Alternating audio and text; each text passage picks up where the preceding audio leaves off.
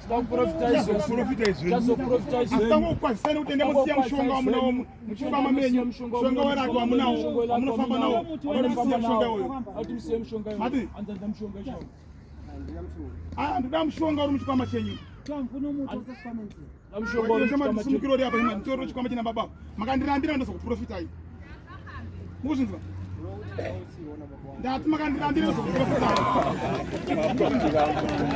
makandira sawa wese bana bana ngofambira kuti rega ndino bati ho ma business ya goroka asi ndati ma business ya goroka ndati mabati ati mwe mshonga homwe mshonga ndoti mukanyenga mkazi kuma pana nokuenda ameni mshonga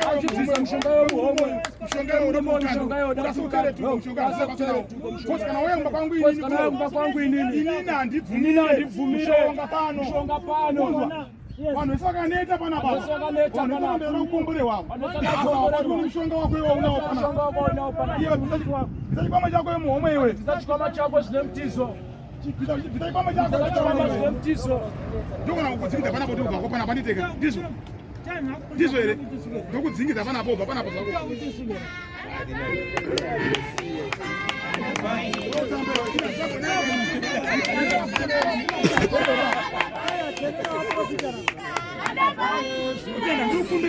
Alirukumbira zimtizo baba. Ivakateza kuno kuti musununguru. Mushonga ndo wako. It's okay.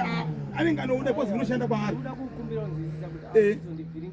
Ayo inzwai baba. Kukana moyo kuma postori saka mutu azvizo zvesaniteka. Aiwa. Kudawo mushonga iwoyo. Andikudawo mushonga iwoyo. Manzo. Ukapata wani mushonga iwoyo babata mushonga iwoyo baba. Kasira tu ndipe amdipe mshonga baba. Ndipe bongo. Ndinge baba muzunzu. Muzunzu. Ndinge rasini muzunzu. Baba muzunzu baba masango ndini. Ndinge rasini. Chipi za mshonga wenyewe kwa mali hiyo. Mujora ngua mani. Shika kwa mshonga wenyewe mungu kunipata ngua baba. Kipa mtu. Ndipe baba wote mshonga. Awa, baba Nda mshonga iwe anditeka. Pia mshonga baba.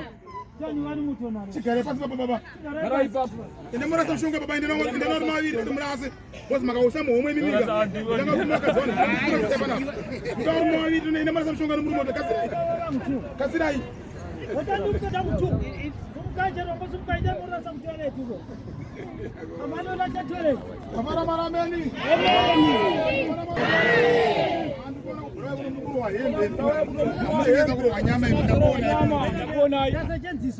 Mukuzinzwa? Muri kutamba. Muri kutamba. Shamanya nini?